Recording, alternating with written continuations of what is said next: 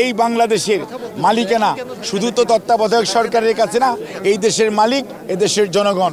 তারাই সিদ্ধান্ত নেবে কত দ্রুত আগামী জাতীয় নির্বাচন অনুষ্ঠিত হবে। এই বিজয় দিবস অন্যবারের চেয়ে একটু পৃথক এ কারণেই স্বৈরাচার পতন হয়েছে।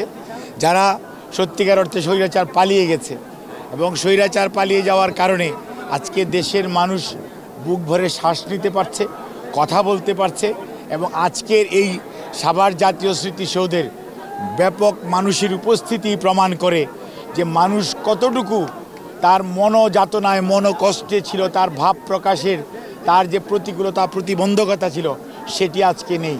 না থাকার কারণেই আজকে জনতার ঢল নেমেছে এই জাতীয় স্মৃতিসৌধে।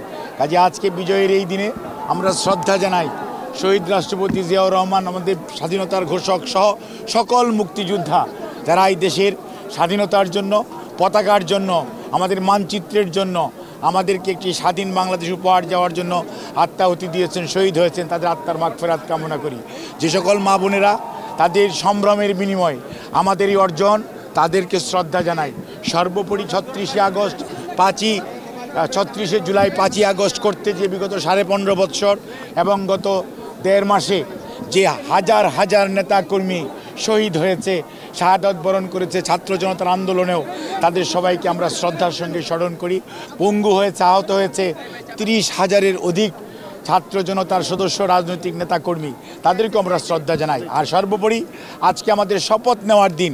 যে কারণে স্বৈরাচার পালিয়ে গেল, যে কারণে দেশের মানুষ আজকে এই বাঁধ ভাঙা স্রোতের মতো এই জাতীয় স্মৃতিসৌধ অর্থাৎ গণতন্ত্রের পাদপীঠ, স্বাধীনতা সার্বভৌমত্বের পাদপীঠে সমবেত হয়েছে, তার একটিমাত্র কারণ জনগণ তার অধিকার ফেরত চায়।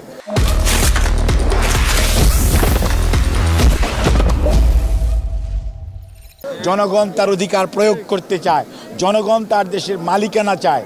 সেজন্যই আগামী দিনে যত দ্রুত অন্তর্বর্তীকালীন সরকার যত দ্রুত জনগণের মালিকানা জনগণের হাতে ফেরত দেওয়ার ব্যবস্থা করবেন, তত বাংলাদেশের বিরুদ্ধে যত ষড়যন্ত্র চলছে সকল ষড়যন্ত্র বেড়াজাল ছিন্ন করে বাংলাদেশ সামনের দিকে এগিয়ে যাবে।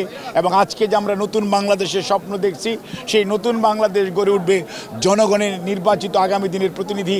তারাই সিদ্ধান্ত নেবে বাংলাদেশ কোন দিকে যাবে, বাংলাদেশের আগামী ভবিষ্যৎ কি হবে।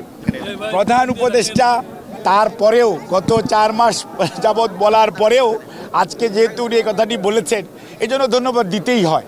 বাট তারপরেও আমরা বলবো, যত প্রলম্বিত করবেন সমস্যা তত দীর্ঘায়িত হবে। এবং আজকে জনগণ দ্রব্যমূল্যের ঊর্ধ্বগতিতে দিশেহারা, জনজীবন আজকে বিপর্যস্ত।